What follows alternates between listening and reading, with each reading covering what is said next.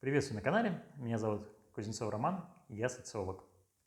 Мы проводили исследование по критериям идеального депутата. Ссылку на это исследование вы можете найти у нас под роликом, и там будет подробно написано и предоставлена презентация. Кстати, последний наш ролик набрал 18 просмотров за первый час.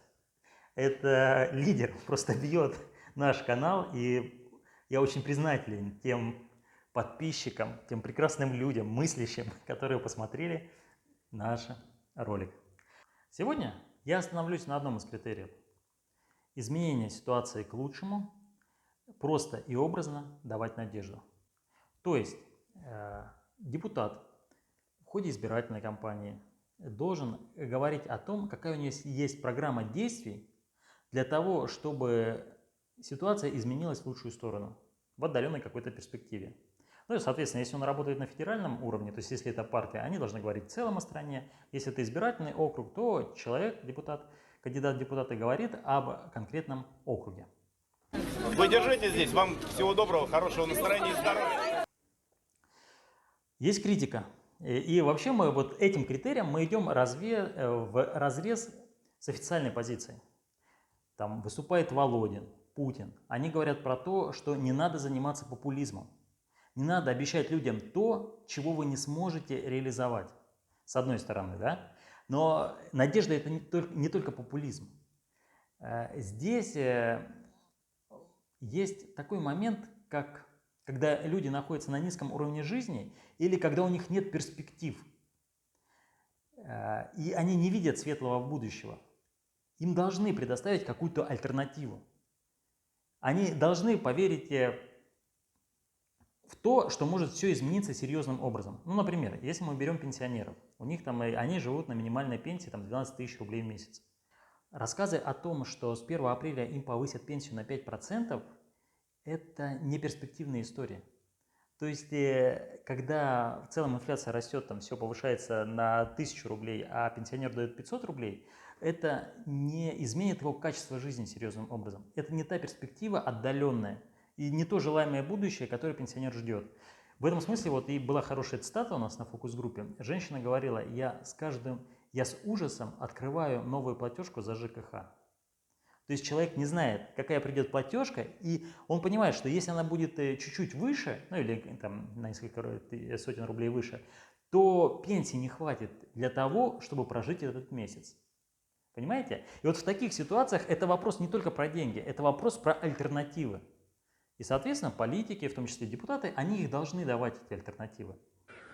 Ну и? Что ну и? Бабло кончается, перспектив никаких. И интересно посмотреть, что не только депутаты не готовят и не говорят об этом желаемом будущем, но и в целом сейчас в государстве сложилась такая ситуация, что мы не обсуждаем желаемое будущее. У нас нет перспектив, скажем так, отдаленных, к чему мы стремимся. Фукуяма написал такую работу, как «Конец истории». И он сказал, если Советский Союз разрушился, то больше нет суперсистем, которые бы конкурировали за образ жизни, то есть которые бы конкурировали за устройство. Осталась только либеральная демократия. И в этом смысле не нужны будут ни философы, ни гуманитарии. Будут исторические события, но не будет истории, как конкуренции лучшего образа жизни. Прошло 30 лет, а сейчас мы наблюдаем, что во многом Фукуяма был прав, и эти слова были пророческими. Сейчас даже депутаты Коммунистической партии России или коммунистов России, они не являются коммунистами. То есть политики, которые декларируют якобы там коммунистическое будущее, они не говорят про то, что мы придем к коммунизму. Они говорят просто про какую-то экономику социально ориентированную. Понимаете, сейчас нет политических лидеров, политиков, которые бы создавали утопии, но эти утопии бы конкурировали друг с другом. И, кстати, я так понимаю, что это не только в России такая ситуация. А в Германии к власти приходят экологи. То есть они будут бороться против испарений. Да? Сейчас в Америке все борются против потепления климата. Понимаете, вся позитивная повестка строится на борьбе с чем-то, с какими-то угрозами. И в этом смысле чистого созидания, какого-то позитива нигде не наблюдается. Может быть, это связано с тем, что горизонт планирования людей сейчас очень сильно сократился. То есть если раньше это было несколько лет, даже 5-10 лет, исследования показывают, что люди планируют свою жизнь, то сейчас это буквально 3-6 месяцев, не более. Есть индивидуальный уровень, ну, то есть на уровне человека, когда планы строятся там на год, на два, да? Но есть же уровень государства.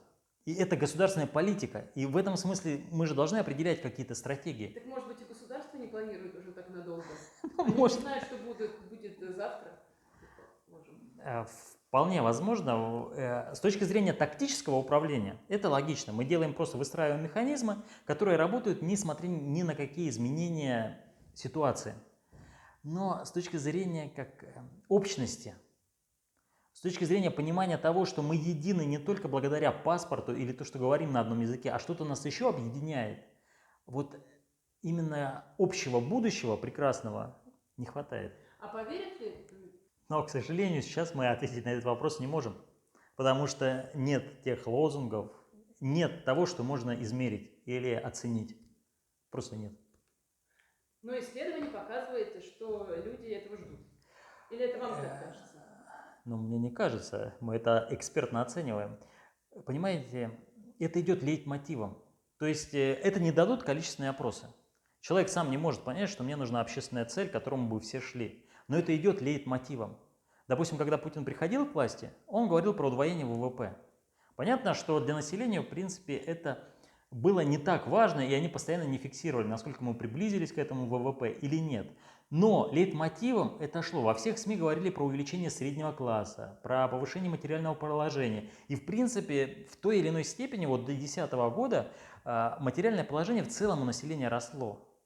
То есть были какие-то цели, отдаленные в будущее, да, отдаленные по времени. И мы к ними как нация шли. А сейчас этого нет. И страх смерти, он в чем заключается? В неопределенности. А здесь получается какая-то коллективная неопределенность по поводу нашего будущего. Это может, индивидуально это может не осознаваться. То есть на уровне человека это может не осознаваться. Но как в общественном пространстве вот эта тревожность, она может увеличиваться, как риски. И в целом, если говорить про наш идеальный критерий, скорее всего, в этой избирательной кампании он останется только на бумаге.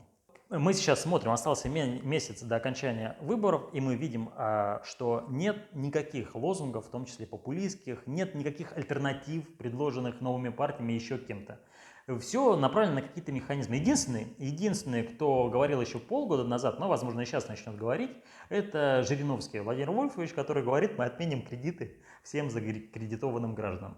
То есть, если депутаты начнут говорить альтернативу, их услышат. Спасибо за внимание, подписывайтесь на наш канал, мы очень вас ценим. Кстати, если у вас возникнут какие-то вопросы, вы тоже можете их писать.